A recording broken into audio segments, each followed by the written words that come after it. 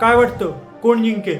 Mumbai Indians सध्या points टेबलमध्ये 7व्या क्रमांकावर आहे आणि चेन्नई सुपर किंग संघ शेवटच्या क्रमांकावर आहे. मुंबई इंडियन्सने मागचे दोन्ही सामने जिंकले. मुंबई इंडियन्सला आतापर्यंत 7 पैकी 3 सामने जिंकता आले, तर चेन्नईने 7 पैकी फक्त 2 सामने जिंकले.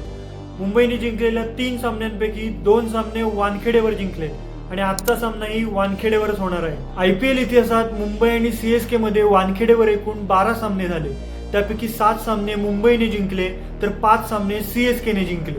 मुंबई इंडियन्सचे वानखेडेवर नेहमीच वर्चस्व राहिले, पण MI आणि CSK मध्ये झालेल्या यंदाच्या पहिल्या सामन्यात CSK ने मुंबईला पराभूत केले. CSK चे गोलंदाज सध्या चांगल्या फॉर्म मध्ये दिसत आहेत.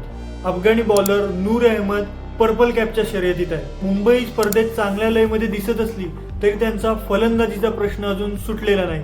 मुंबईला रोहित शर्माकडून मोठ्या खेळीची अपेक्षा आहे. काय वाटतं, रोहित शर्मा आज मोठी खेळी करेल का आणि वानखेडेवर मुंबई आज विजयाची हॅट्रिक करेल का? कमेंट करून नक्की सांगा.